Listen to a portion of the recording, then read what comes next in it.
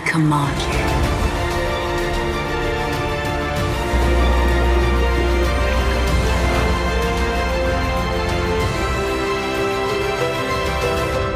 Parfum saat ini telah banyak berubah.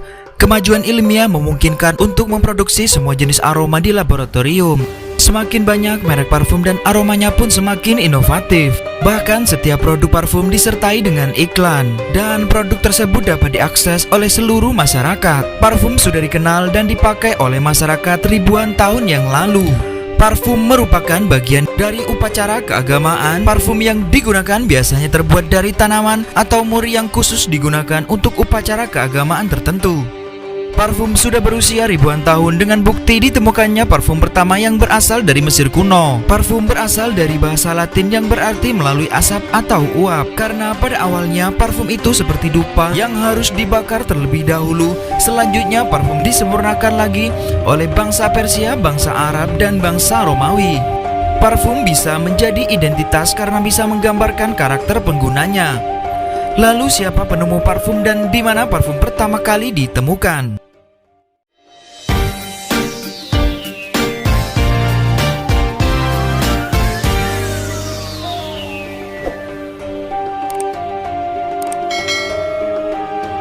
Istilah parfum berasal dari bahasa Latin yang artinya melalui asap atau uap.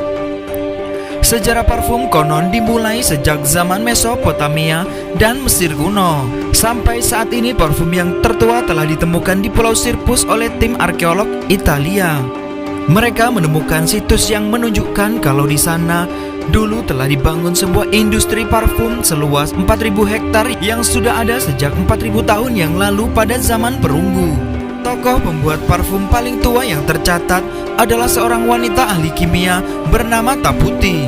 Nama wanita ini muncul pada sebuah prasasti kuno sebagai seorang penemu parfum di Mesopotamia sekitar 2000 tahun sebelum Masehi.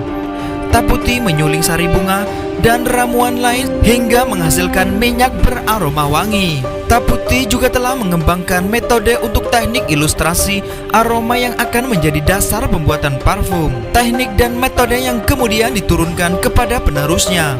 Pada masa itu parfum juga sudah ada di daratan Cina, India, Hindu, Arab, Yunani, dan Romawi.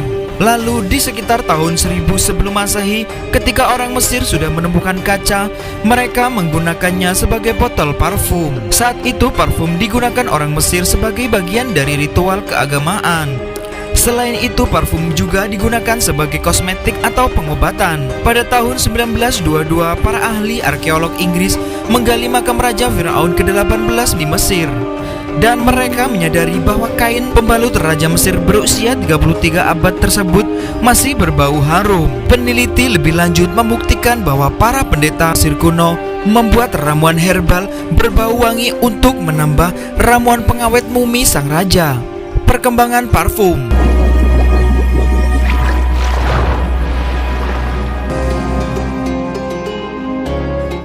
Berdasarkan catatan sejarah, masyarakat Islam sudah menggunakan parfum sejak abad ke-6 ketika itu. Penggunaannya lebih ditujukan pada keperluan keagamaan.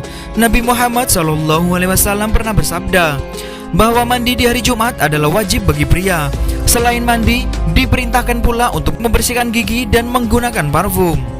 Islam sangat berpengaruh terhadap perkembangan parfum. Ahli kimia Persia dan Arab telah menemukan metode pembuatan parfum yang berbeda. Produksi parfum berjalan sampai penggunanya menyebar ke seluruh dunia. Saat itu, parfum sering digunakan sebagai campuran bahan bangunan untuk membangun masjid. Kemudian ritual itu memberi inspirasi kepada para cendekiawan untuk mencari dan mengembangkan cara yang lebih murah untuk menghasilkan kemenyan atau parfum dalam produksi massal. Produk yang dihasilkan oleh ahli kimia muslim bukan cuma wewangian, tapi juga deodoran, sabun, pewarna rambut, dan beberapa produk cikal bakal kosmetik.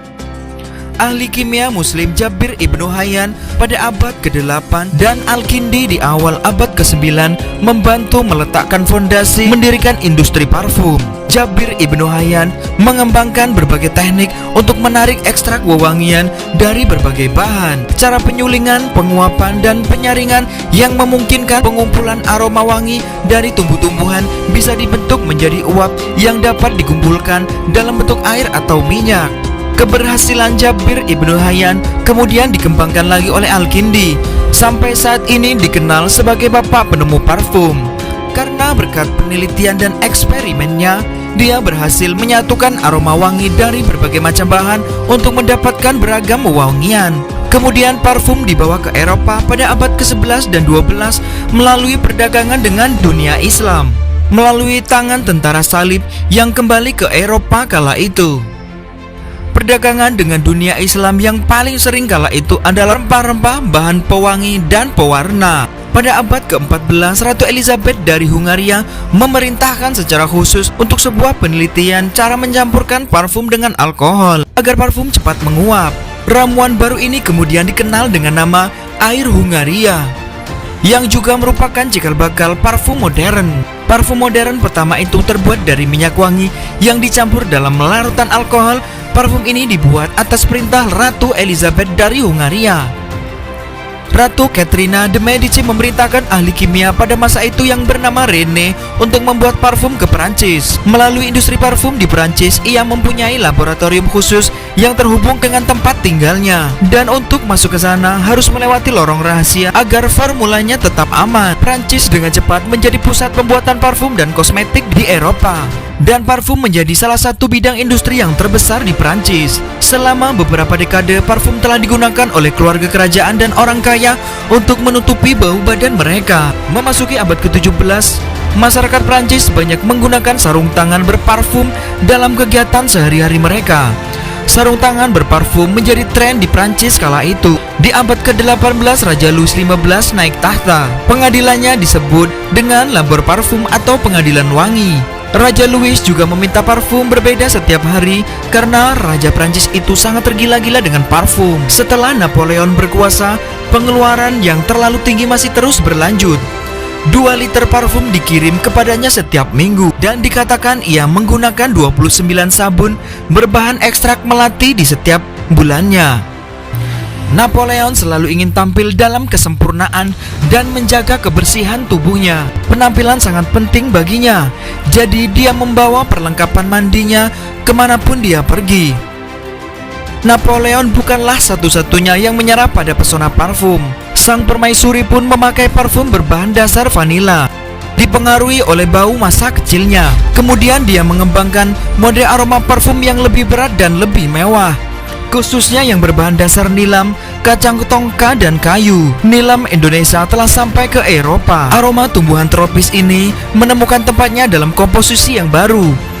Nilam pun mampu membius hidung masyarakat Prancis dan aroma khas nilam pun ditemukan di mana-mana. Di Prancis, parfum telah banyak berkembang dan terus berinovasi yang telah mengubah perkembangan parfum di dunia. Seperti parfum cair yang dicampurkan dengan air ketika akan mandi.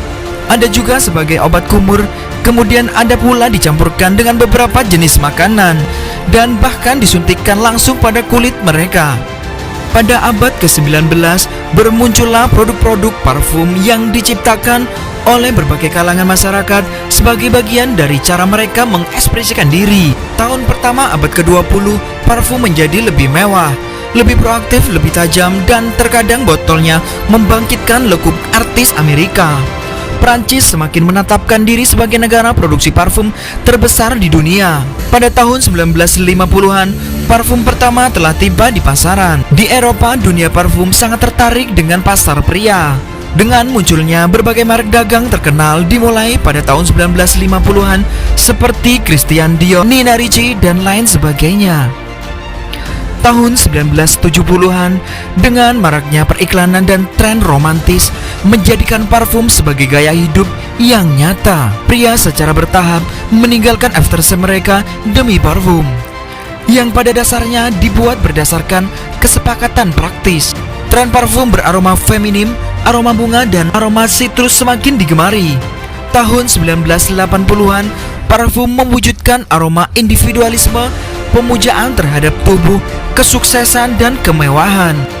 Akibatnya parfum menjadi memabukkan dengan beraroma kesuksesan oriental yang luar biasa. Berbeda dengan dekade sebelumnya, aroma parfum tahun 90-an memiliki aroma ketenangan, kegembiraan, kesederhanaan, dan kesetiaan. Parfum beraroma seperti vanila, aquatic, buah dan bunga ini merupakan cikal bakal kemunculan parfum unisex yang pertama.